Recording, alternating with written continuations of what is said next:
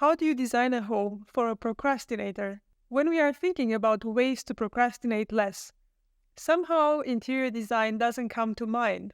You might think about various time management techniques and mind games you can play with yourself, and many of them are valid. But in this video, I want to talk about how you can use the power of your interior design to help you move closer to your goals. And the way I want to do that is to discuss 5 reasons people procrastinate and the corresponding interior design decisions that can help you procrastinate less. I want to preface this by saying that design is not a magic wand. It can't make you do anything. At the end of the day, you still have free will. But if you think about how hard it is not to look at your phone for long periods of time, you begin to understand what a strong influence the design of your environment truly has on you. So let's look at how we can use the power of design towards outcomes that we actually want, which is less procrastination. First, let's define procrastination so that we all have a very good understanding of what it is that we are designing for.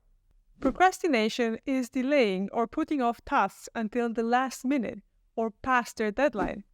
But when people procrastinate, the real problem often isn't just about delaying tasks, it's more about how someone feels regarding the task. Procrastination can signify a fear of failure, perfectionism, or lack of motivation. Sometimes it can also be about being overwhelmed by tasks and not knowing where to start.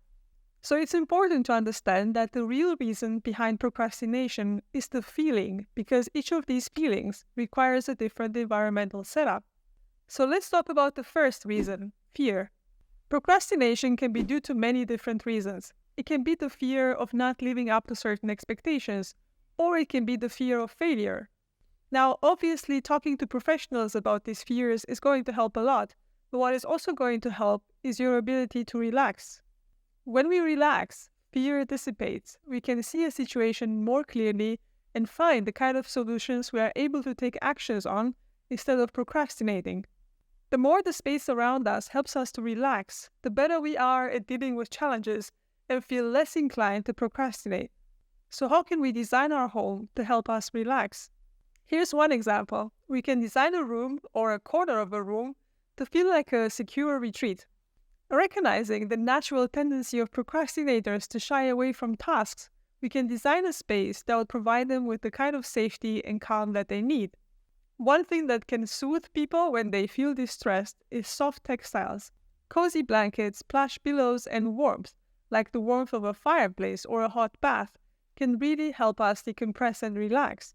Designing a cozy nook within your space can significantly impact your ability to relax. Imagine a plush sofa or a snug reading corner filled with cushions, radiating warmth and relaxation. So our environment can be an instrument to help us get our emotions under control, get out of negative states of mind, and guide us towards concrete decisions and less procrastination. Low self-efficacy. Procrastinators often lack the belief in their ability to perform successfully various different tasks.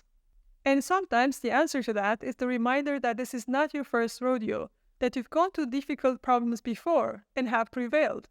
And physical reminders of our past achievements can help us stay calm and feel confident in our abilities. How might we design such reminders in our physical environment? Well, you could design a zone, particularly in your workspace, where you can show off your achievements. You can hang up awards, certificates, photography, or anything that reminds you of your past successes. These items can also be reminders of challenges you have already overcome. When people read quotes that resonate with them, it can trigger a positive emotional response, boost their confidence, and remind them of their goals.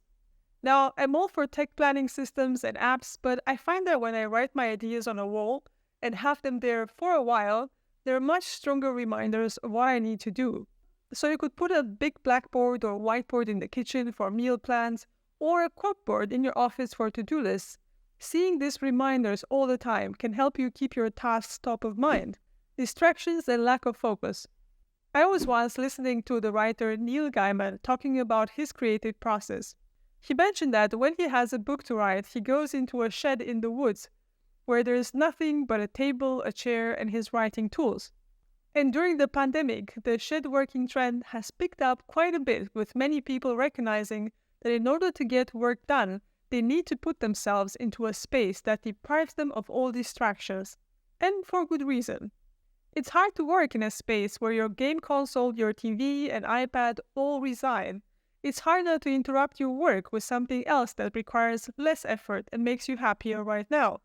We have designed an environment of personal devices that make it very easy to get sidetracked, and then we wonder why we struggle to stay focused on tasks. So the first step is to recognize that some items in your environment have the power to distract you. The second step is to find a place where these distractions are not around. If you know you struggle with getting distracted easily, go for a clean, minimalistic-looking workspace to help you concentrate. This doesn't mean that your room has to be empty. It's about choosing things carefully so your space feels peaceful, not distracting. If you have the space, try dividing your room into different zones for different activities. For example, have a quiet corner for reading and meditating and a separate area for computer work. Our brains often connect activities with zones, and this will help you switch into the right mind frame and find it easier to focus. Finally, if you find it too distracting at home and there is no way to create an area where you are not distracted, there's nothing wrong with leaving your house and going to a library or a co-working space. Often these spaces are designed to be distractions-free, and if that is your ultimate outcome, you should make use of them. Feeling overwhelmed. One of the ways I cope with feeling overwhelmed by a big task is to clean my apartment. I know that sounds completely ridiculous. You can't solve a problem by working on something else entirely. And for a long time, I couldn't quite understand why I did that. But what I've come to realize recently is that when I clean my apartment, I don't work on solving the problem. I work on solving how I feel about the problem, which is actually the problem. The feeling is the reason that makes me procrastinate in the first place. And cleaning gives me the benefit of changing how I feel about big tasks. It makes me feel productive, which is a positive frame of mind necessary to realize that I can tackle more challenging tasks. But according to science, there's more to having a clean space than just the feeling of self-efficacy. It turns out that a cluttered and chaotic home can make people feel overwhelmed, which can lead to more procrastination. This is why designing your space in a way that makes tidiness easy can really strengthen the feeling of control. And the best idea I have seen to combat cluttered-looking spaces is having enough storage. Being able to put everyday items in baskets, boxes, and drawers really makes a space look tidy without spending a lot of time on cleaning. But when there is insufficient storage space, things tend to stay on display, on tables, cabinet tops, and open shelves, making the space look messy. So making sure you have plenty of storage, boxes, bins with labels, baskets, drawer organizers, and so on can be very helpful in keeping clutter and the feeling of being overwhelmed at bay. Discomfort with the task. If a task is boring or unpleasant, you might avoid it because you don't want to feel uncomfortable.